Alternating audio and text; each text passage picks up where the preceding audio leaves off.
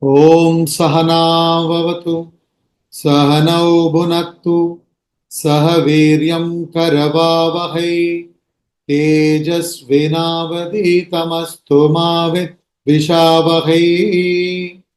Om Shanti Shanti Shanti.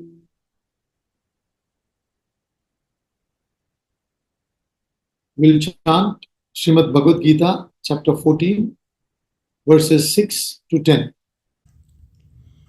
Tatra sattvam nirmalatvat prakashakamanāmayam sukha sangena baddhati jnana sangena chanagha rajo ragatmakam vidhi trishna sanga samudbhavam तन्निबध्नाति कौन्तेय कर्मसङ्गेन देहिनम् तमस्त्वज्ञानजं विद्धि मोहनं सर्वदेहिनां प्रमादालस्य निद्राभिः तन्निबध्नाति भारत सत्वं सुखे संजयति रजः कर्मणि भारत ज्ञानमावृत्य तु तमः प्रमादे संजयत्युत रजस्तमश्चाभिभूय सत्वं भवति Bharat रजसत्वं तमश्चैव तमसत्वं रजस्तथा. We are studying the 14th chapter of Srimad Bhagavad Gita. 14th chapter talks about the three gunas. This chapter is an extremely practical chapter in the sense that we can understand about our inner personality. We can also understand about others' inner personality, and then how we can relate with them. We can improve our relationship with the world, with the people around. Because to really relate, we need to have a better understanding about oneself and the world. And this world is made up of three gunas because it is evolved from the Prakriti. And Prakriti, Maya, is Trigunatmika, which is made up of three gunas. So therefore, this world and all the beings and objects all come under that three aspects called Satva, Rajas, Tamas. In fact, we even suggest that early morning hours is best suited for studying the scriptures because between 4 a.m. and 6 a.m. we say whatever amount of Satva you may have, that will manifest more during that time. The time is more conducive for that. And from 6 a.m. to 6 p.m., it is more conducive for Rajas activities. Throughout the world, you can see everybody puzzles to, activity. Whereas 6 p.m. onwards, as it gets darker, you will see that tamasic activity starts throughout the world. Even certain things like we may say no in the morning, which are tamasic in nature, which may take us away, take us away from the goal, which is more indulgent in nature. We may give in later in the evening, after 6 p.m. Slowly, as it gets dark, we get in more into tamasic activities. So we need to understand which time is conducive for sattva, which time is conducive for rajas, which time is conducive for tamas. What is my goal? Accordingly, I need to use my time as well. So therefore, I say that this chapter is a very, very practical chapter. So, he said, I'm going to give you this knowledge, which is very important. And then, once you know this knowledge, you cross over the three gunas and become guna atita. You realize the self, because this is nothing but Prakriti and Purusha.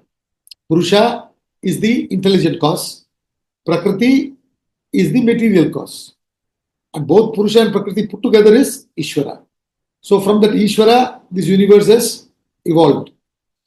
The intelligent cause is Purusha, the material cause is Prakriti. And from Prakriti, the three gunas have come about. So therefore, we need to understand these three gunas properly. So in 5, he said, Satva, Rajas, Tamas, these gunas born of Prakriti, matter, bind the indestructible embodied to the body, O Mahabaho. O mighty armed Arjuna. Mahabaho refers to Arjuna. So Sri Krishna tells Arjuna here that Arjuna, the spirit, the truth in you, the Atma, is really indestructible. It is beyond birth and death. It is beyond gunas. But when it is expressing through the Prakriti, the causal, subtle and gross body, this individual jiva is bound to these three gunas. They bind you, he says. Satva, Rajas, Tamas, these gunas, qualities, essentially where are they from? They are born of Prakriti. It is part of Maya, these three gunas. And all of us are a combination of Satva, Rajas and Tamas. And when the Purusha manifests through the Prakriti, that is the causal body, subtle body and gross body, we the individual get bound. Though technically from the Atma point of view, nobody is bound ever. We are always free. Yet we fall into that bhav that we are bound.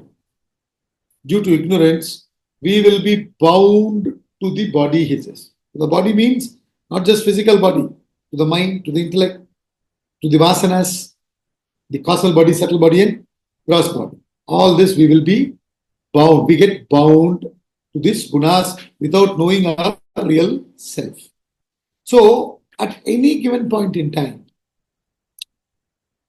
when we are bound, we always have the potential to release ourselves. Because we are essentially free. When I say release ourselves, means recognize that we have always been free and we are free now also. Even when we imagined ourselves to be bound. So therefore, we need to first gain the knowledge to become free, because there is nobody really binding us. It is our ignorance because of which the imagination that is binding us, that we are bound. So we need to gain the knowledge. But today, what is stopping us from gaining the knowledge? Tamas and Rajas. So we need to control, manage, eradicate this, keep on reducing and increase Satva. And when you come to 100% Satva, only Satva cannot exist. So you cross over and you go to Guna Atita state. You realize the self. That is the ultimate purpose of life. So, though Satva of these three gunas, though Satva is of the higher grade, Satva means serene, composed, balanced state of mind. Rajas is passionate, desirous, result-oriented, greedy state of mind. Tamas is lazy, lethargic, procrastinating, indulgent, sleepish state of mind. So of these three, Satva is higher. Rajas is mediocre, Tamas is the lowest. But still Satva also binds. As you keep on increasing Satva in you, you get bound to certain things. That he explains in verse number 6, which is the last shloka we saw. Of these, Satva being stainless, Nirmalatvat. Nirmalatvat means it is of pure nature, no stains. Nirmala, stainless state. Satva being stainless is luminous and healthy. It binds through attachment to happiness and attachment to knowledge, O Anaga, O sinless person. The Anaga word refers to Arjuna, you're a sinless person, pure person. You must try to achieve that purity going beyond. So as the mala, which is the tamas and rajas, reduces, you become mentally healthy. Desires of the cobwebs, within. So we need to reduce rajas, eradicate tamas, give direction to rajas, evolve beyond rajas, and become more and more sattvic, so that we can establish the higher goal of life. As we have always discussed, there are 4 goals we talk about in Vedanta, isn't it? The dharma, artha, kama, and moksha. These are the 4 goals. Initially, we'll be following dharma, artha, kama kind of goals. When you understand all these things, fine. Ultimately, I need to gain the self, gain the knowledge of the self. That's my only purpose in life. So you keep moksha as the goal and start working as your sattva starts increasing. Because you begin to understand the frivolous nature of the material pursuit. Whatever it may be, it is frivolous. Once you understand that, why would you waste pursuing the material world as an end in itself? You may be in the world to kind of, deal with certain desires and rise above it, but you will not pursue it as an ultimate goal. Therefore, what happens is you become more and more healthy. He says, sattva being stainless is luminous and healthy. Healthy in the sense, tamas and rajas gets removed.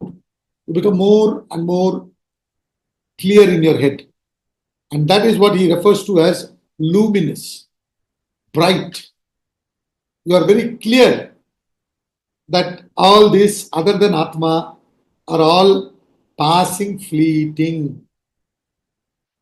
However superior certain joys may be, really speaking, they are all reflecting the joy of the Atma, the sukham that comes from the Atma. So some may reflect more, some may reflect less, but all belong to the reflecting category. They are not original source of joy.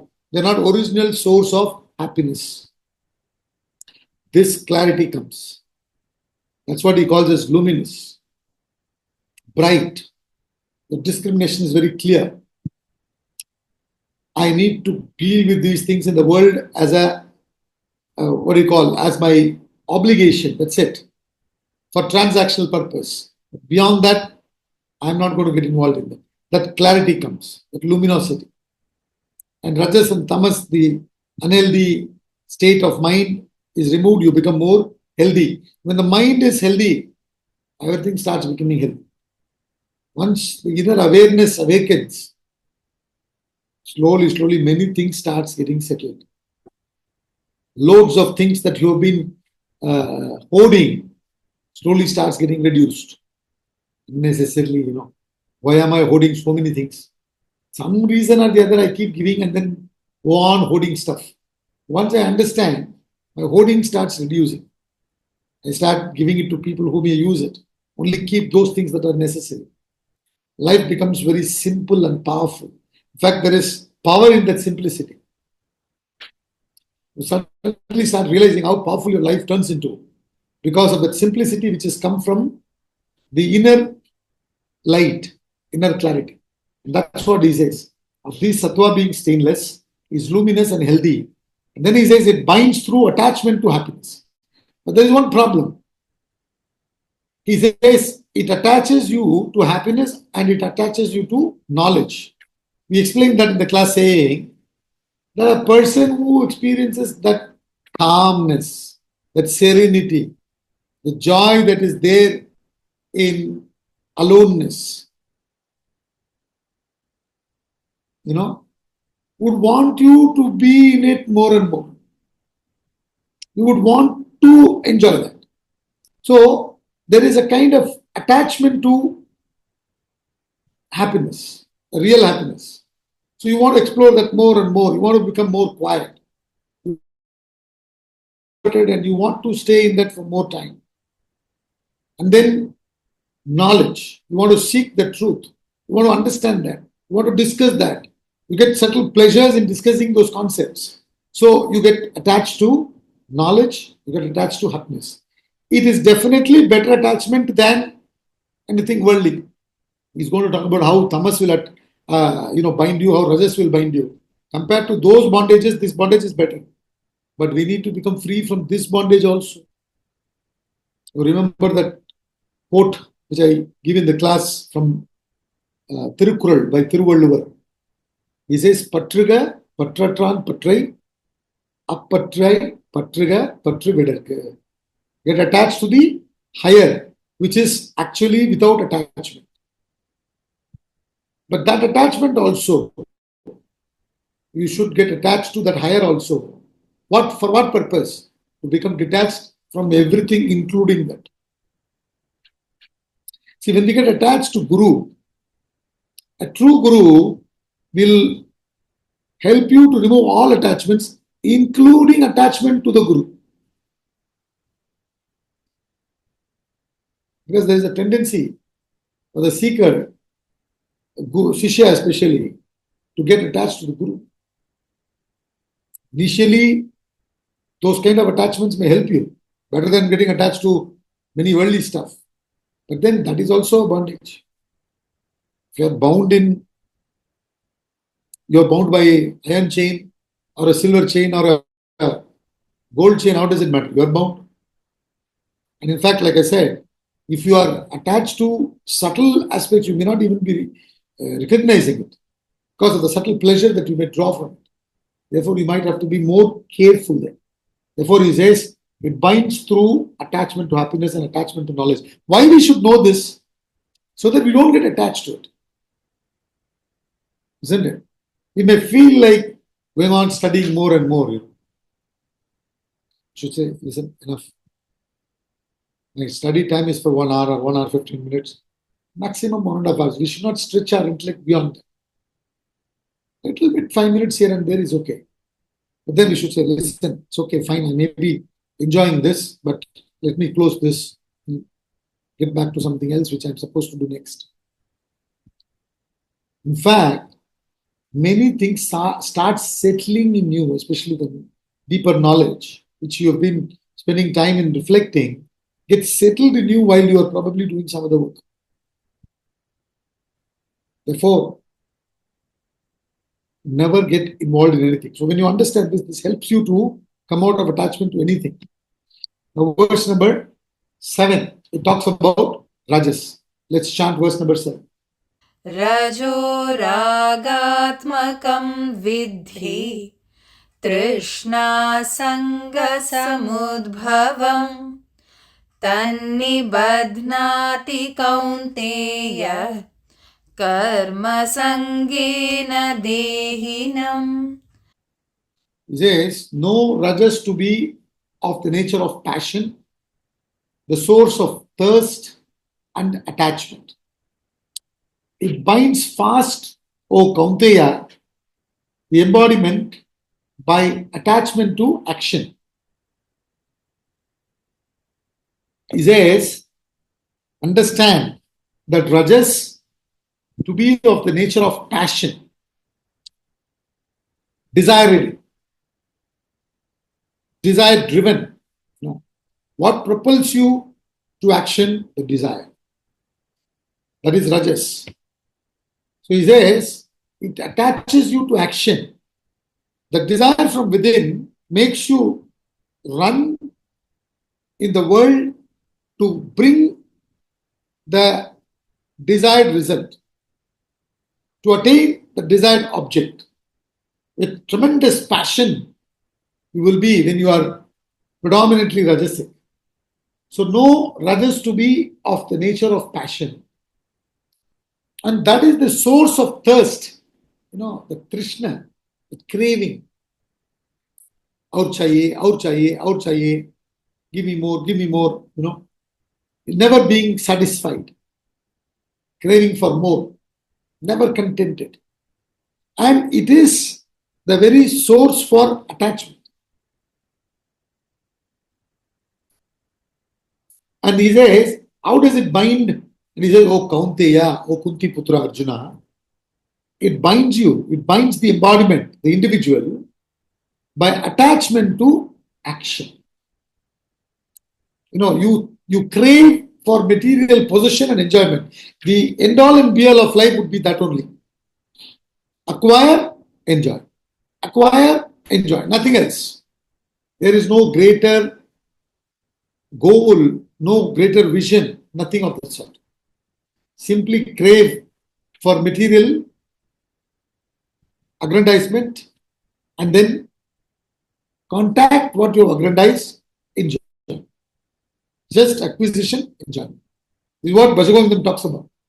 Bhagavad talks about these two motivating factors, predominantly motivating most of them in the world. What is that? Acquisition, enjoyment. Nothing else. Why do we send our children to school? To gain the intelligence so that they can become smart to acquire. And then contact what they acquired and enjoy. Everything that we do from childhood is for this purpose. We don't understand that there is a higher purpose in life beyond all this. A Rajasic person is too caught up. Impossible. A person will be tremendously attached to action. So he says, they'll be highly possessive. They'll be highly, restless in mind. So he says, these people will be constantly attached to action. Why constantly attached to action? Even if their action gets fulfilled and they get the object of their desire, they cannot be contented. Because the very nature of the world, whatever you may attain in the world, whether it is name, fame, power, position, family, status, money, whatever it may be, they all belong to one category. What category? Passing, fleeting, temporary category. So they cannot give you that contentment. So the moment you acquire, you want to run for more. You want to run for more. That's why he says, they will never be satisfied. They'll always be suffering. The biggest source, or the only source, not biggest, the only source for our suffering is our attachment. There is no other source, reason for our suffering. We may give so many reasons, external objects and beings as reasons, situations as reasons. But really speaking, none of them are the real reason.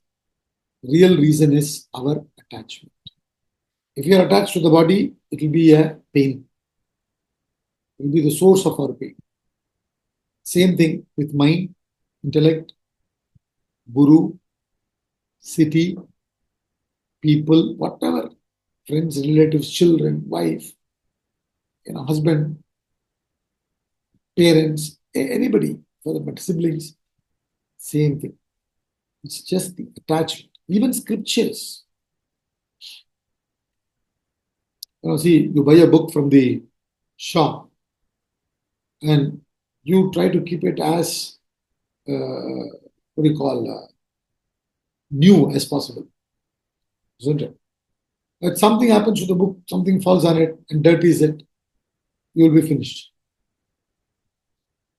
See, people buy vehicle, and the new vehicle, come and they give you a ribbon on it, and then there will be polythene covering the seat.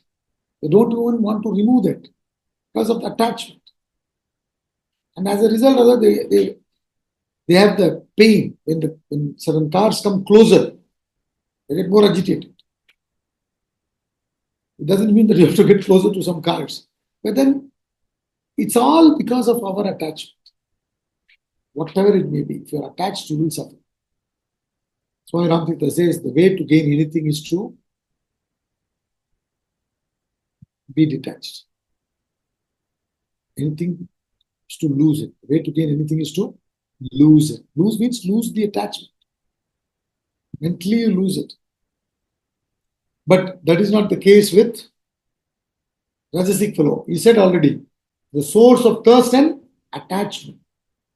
Significant trait of a Rajasic person is attachment. You crave for what you do not have, you thirst for what you do not have, and you get attached to what you have. You'll be craving to possess what you do not have. You'll run after it, you'll do all activities possible, you'll think, plan, scheme, whatever you have to do, you'll do. And this craving will be there for what you don't have. Once you get it, immediately attachment comes. So this craving and attachment never allows you to enjoy. So when a person is rajasic, passionate, desirously driven in the world, see, don't get things wrong. We repeat this concept again and again because it's important. You should not get it wrong.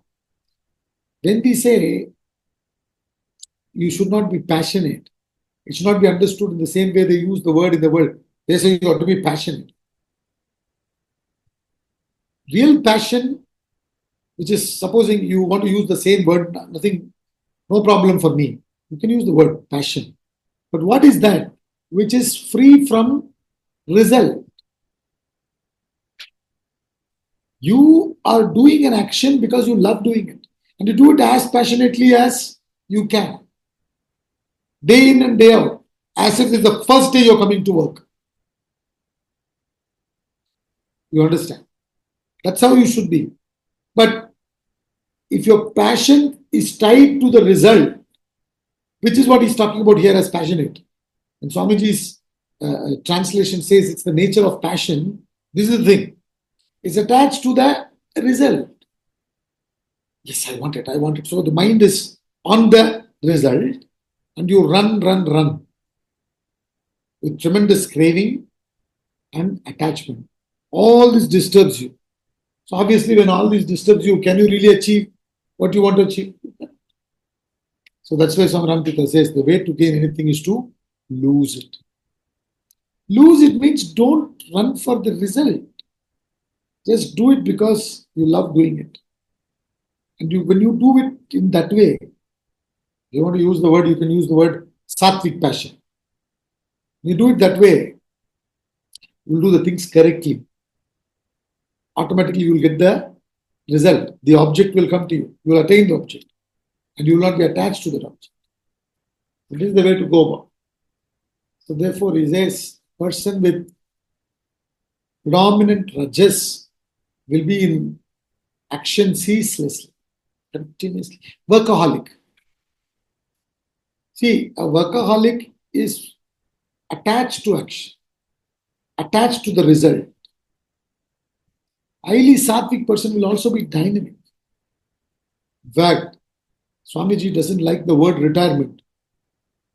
When somebody goes and talks to him about retirement, he'll say, listen, don't come talk to me about retirement. Go and talk to somebody else. I am teaching everyone how to be dynamic, yet at rest. Use the word, the sentence, intense work is rest. Got to be intensely in work, but at be rest mentally. What is that? This is not the one. The Rajasic fellow is not like that. He is in constant tension. He is in constant tension about will I get the result? Am I doing the right thing? Will I be achieving the goal? Am I going to be appreciated? This is the thought. Therefore, he will be in tension.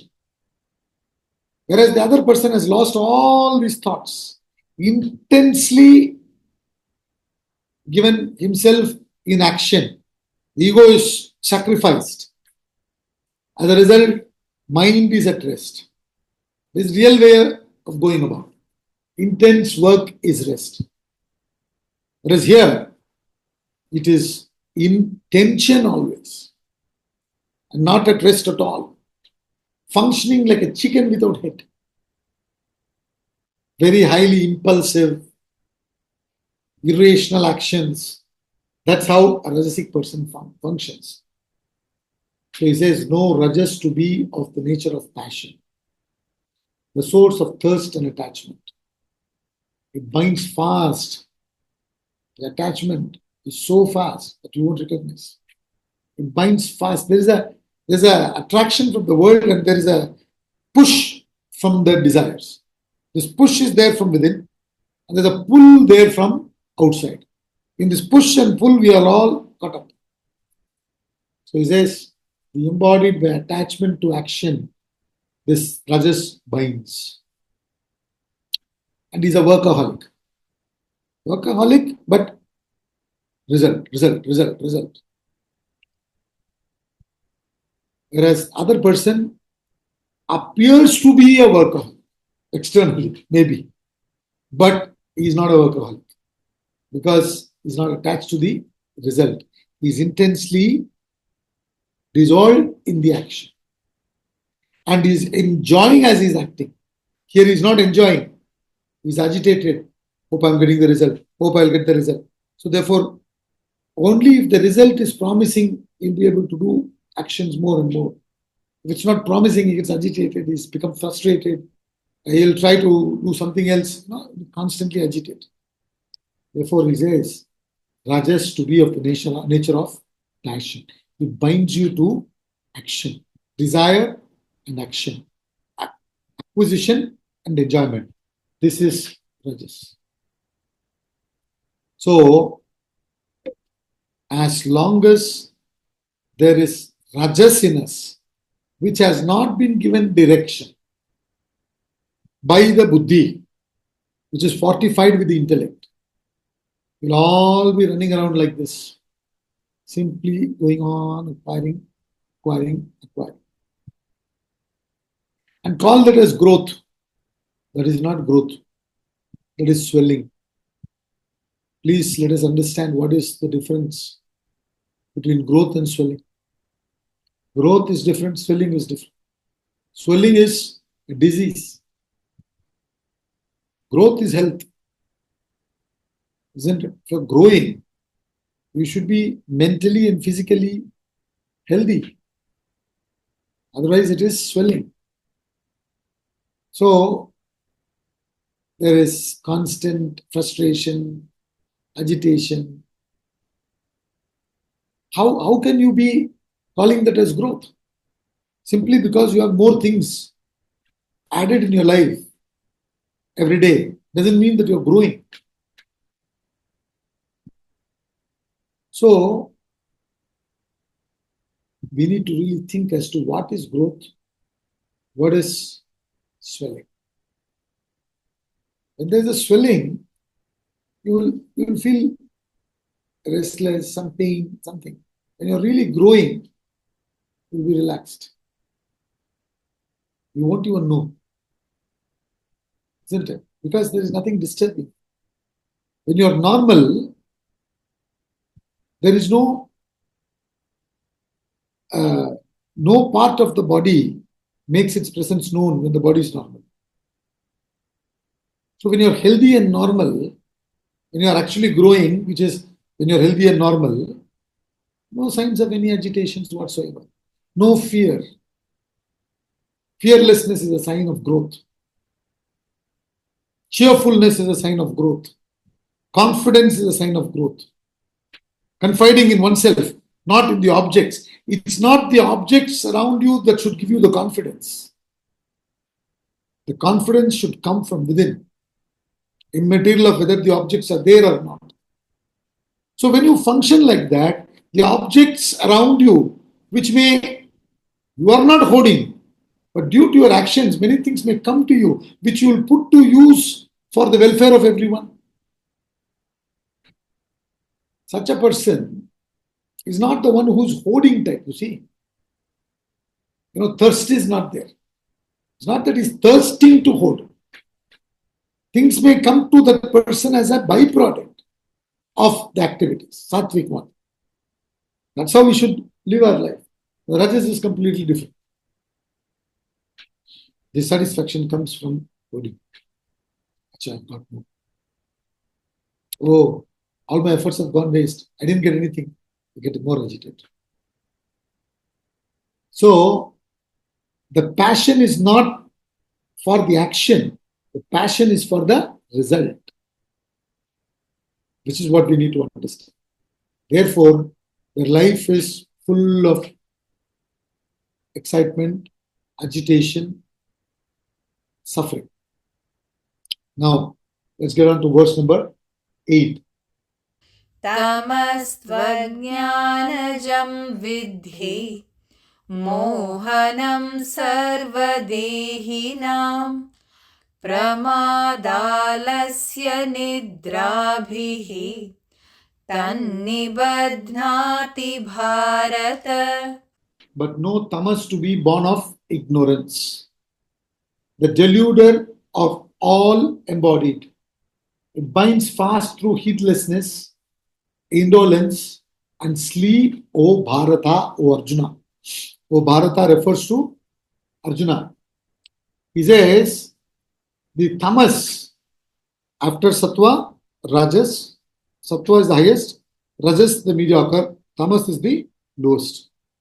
So he says, the last of the three, which is Tamas, it is nothing but an expression of ignorance, he says. It is born of ignorance. Complete delusion. The fellow in Tamas is in total delusion. When a person comes under the sway of tamas, he becomes totally deluded. There is zero clarity about what I'm supposed to do, what I'm not supposed to do, which is good for me, which is not good for me.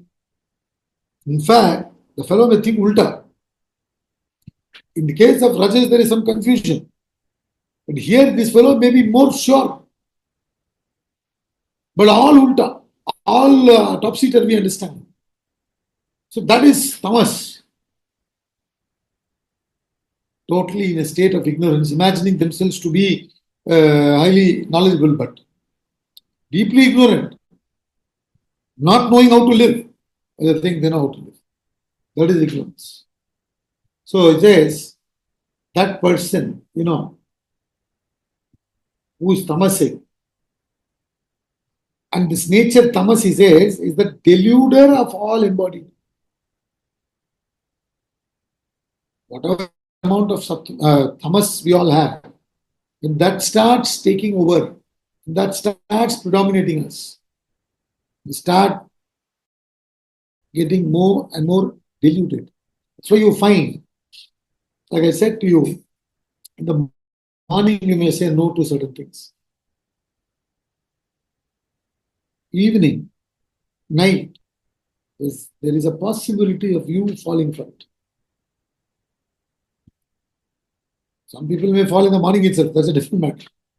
But compared to morning and night, assuming that you rested well previous night, you got up, you'll be fresh. You're not predominated by tamas then. When you are predominated by tamas, the body is also tired because throughout the day you've done some actions. The buddhi has been used. At night, external environment is conducive for tamasic activities and you fall for it. So he says, the deluder of all embodied, tamas. When tamas comes, what happens? He says, it binds fast through heedlessness, heedless to consequence, indolence, laziness, lethargy, and sleep, nidra, sleep, O Bharata. See, body needs rest. So you need tamas, which can put you off to sleep. But today, many of us, what we do, we keep ourselves awake during tamasic time, and then most of us involve ourselves in tamasic activities. So, he says, it will put you to sleep, not just physical. Your thinking itself goes off to sleep. You cannot think clearly. You will think all ulta, topsy-turvy.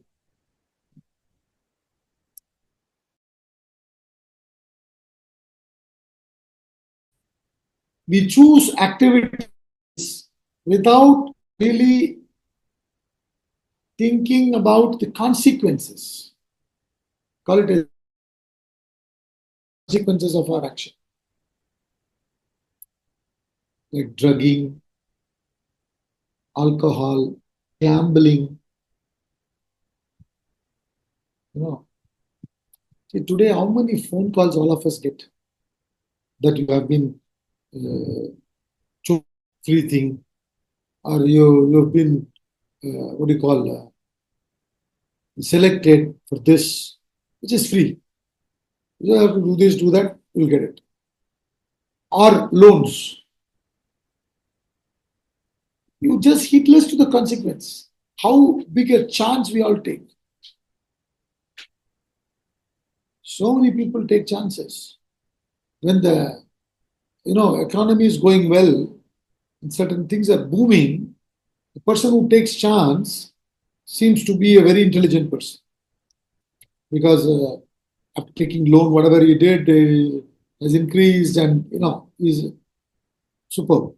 Things are going fine, so nobody has removed anybody from job. He's getting good salary, increment, this, that. So he's able to pay the loans on time and the property value is increasing. He will be in heaven. But that is not how the world will always continue. And it goes the other side. So many people have been finished. Heedless to consequence. This typical Tamas. That's what he's saying. Heedless to consequence. And totally giving into laziness, lethargy, inertia, postponing, procrastinating. करेंगे, देखेंगे. अरे यार, it's okay, यार, leave it. We'll do it later. क्या फर्क पड़ता है? Because there's a certain joy you get from postponing. So that's what he's saying. They don't give themselves to activity. They try to procrastinate, postpone. Tamasic fellows don't get into action. Rajasic fellows get into action with desire propelling. Sattvic person will be in action, but not desire propelling. It will be always goal focused. This is the difference. So he says it binds fast through heedlessness, indolence, and sleep. As much as possible, avoid activities, avoid responsibilities, dump it on somebody else. See, when he says Tamas is the deluder of all embodied, why he is emphasizing on the delusion, we all must understand. When any one of us are in Tamas, what is really good for us itself, we don't know. How beneficial the early hours of the day. How productive you can be when you wake up early in the morning. Of course, initially it may not be experienced by you, but slowly, many things. Now, you don't know that, and you are deluded when you are in Tamas. So, many things, what is good for you. Why activity itself is good for you. Why is a person, Tamasic person, trying to avoid action? He doesn't know that action is the insignia of life. Inaction is death. Isn't it? Inaction is death. Now see, the technology is coming. Now artificial intelligence and I don't know what all they're saying. So many things are coming. It's good for us. Provided we don't become lazy because of all this. But majority have become lazy because of all this. Because of all this, we have become extremely lazy. That is not the reason for us to shun technology. It's not technology that is making us lazy. It is because we are not really thinking and developing our intellect, not increasing our Satva. then you'll use technology. It's a great thing. If science is growing and inventing new things for our benefit only, isn't it? But then we become more lazy. We don't want to exert ourselves because we don't understand that exerting is good for us. Action is good for me. That's called delusion. See, when we say delusion, we need to understand what it is. What is good for us, we don't know. We think it is bad. I'm intelligent if I can avoid it. The people you see in the world when they talk, oh, you work 8 hours a day. We just work for 3 hours, 2 hours. I just go sign and then I go away. I spend time in the canteen. I go here, I go there. I don't really, nobody questions me. I suddenly go there, show my face, I come back, I come home. Oh, you are very good. Yeah. You've done a lot of punya. People say, oh, you've done a lot of punya. Hamara aisa nahi hai. We have to go to work at 10 o'clock. We'll have to work till 6, 6:30.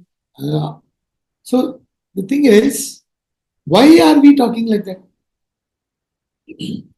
Because we are in delusion. Because we don't understand that action is actually for our benefit. That's called delusion. What is good for you, you will think is bad for you. What is bad for you, you will think is good for you. I can stand 10 things. Wow. I take alcohol and drive, nothing. I've not met with any accident. Wow. What a great value. Genius. So this kind of thing is what he calls as delusion. So we need to understand what is that statement when he says delusion. It deludes all embodied. How does it delude?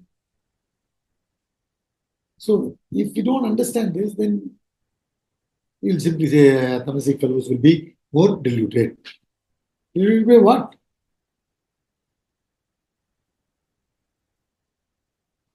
That's why he says, See, when we understand this is Tamas, this is Rajas, this is Satva.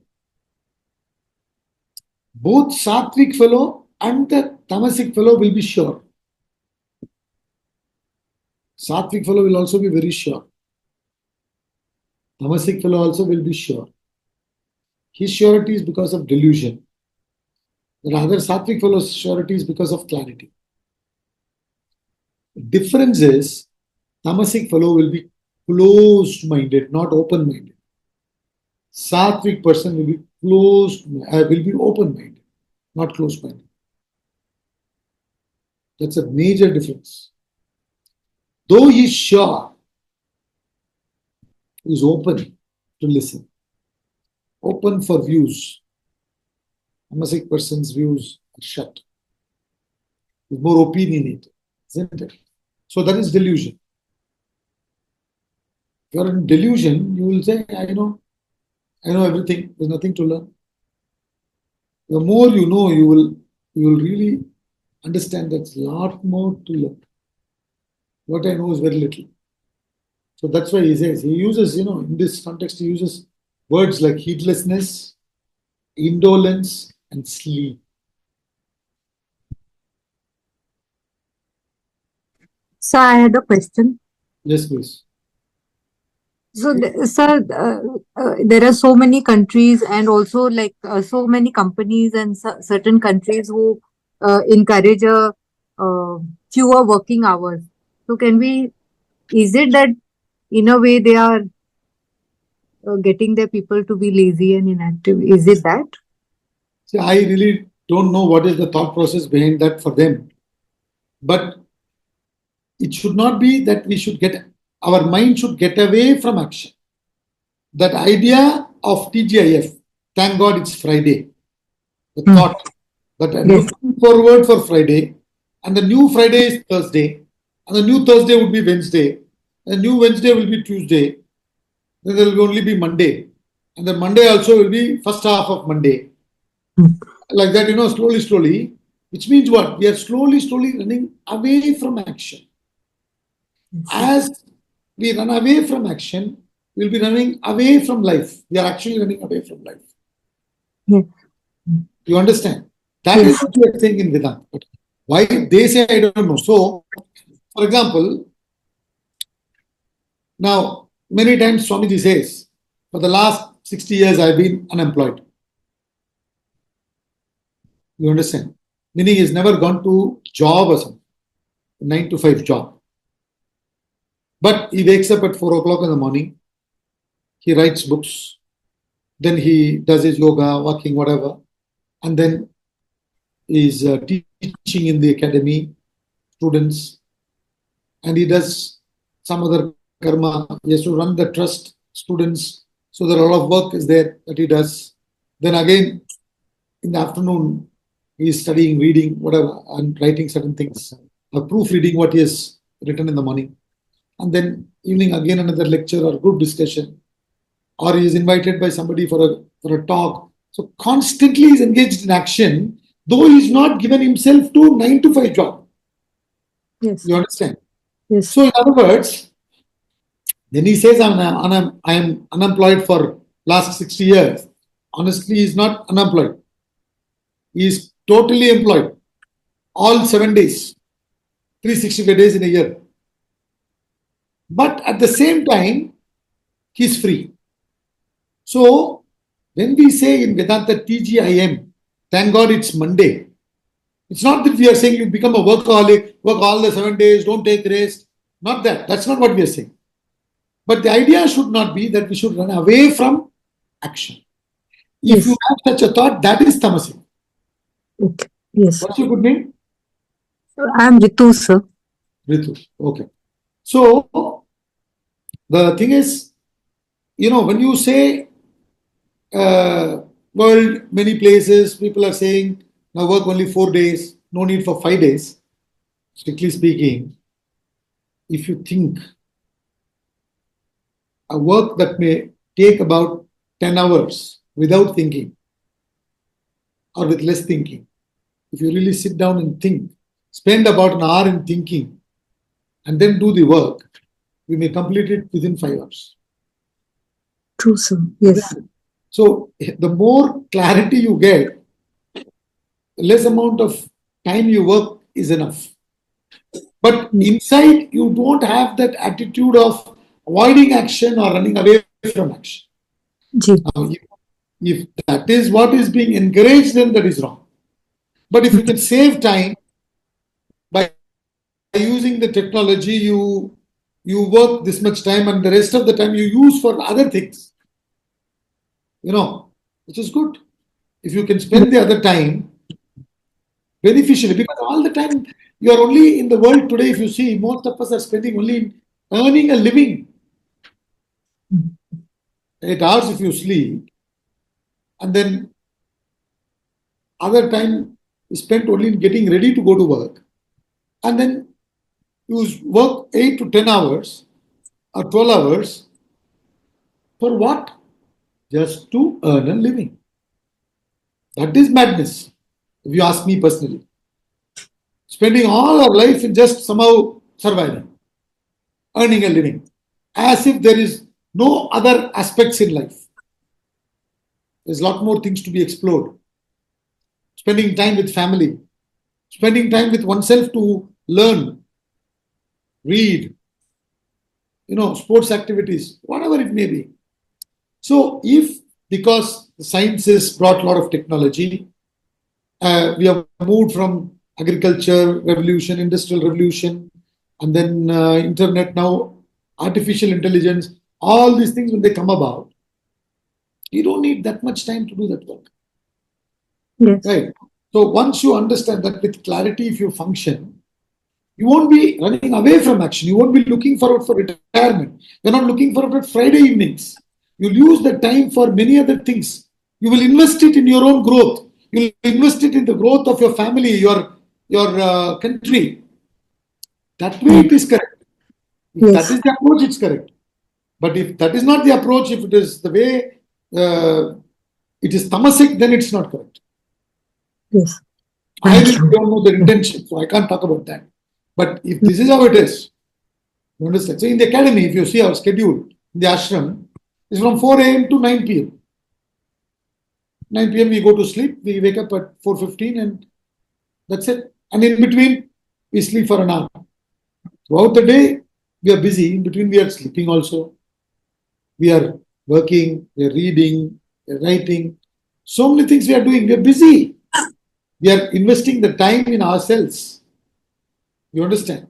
Yes. Therefore, we are not against action. That is tamas. The thought of running away from activity is tamas. The thought of running away from what is good for me without knowing that it is good for me, that is delusion. Yes. Why would you do that? Why would you run away from things that are good for you? Really speaking, you don't know that. You Yes, get it? thank you. Yes, sir. I'm sure they also have that same thought that Yeah. So it do must the be work. whoever is giving that idea is for this reason. Because Yes. today you see the world, it is just that, work, come and fellow is so tired, lost in some television or some YouTube or whatever, sleep, and then go to work. Hardly the other aspects taken care of. That way it's madness. Thank you. So Thank let's you. conclude the class for the day.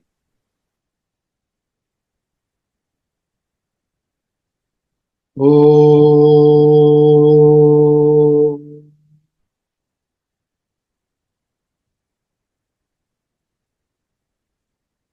ॐ पूर्णमदः पूर्णमिदं पूर्णमुदच्यते पूर्णस्य पूर्णमादाय पूर्णमेवावशिष्यते ॐ शान्ति शान्ति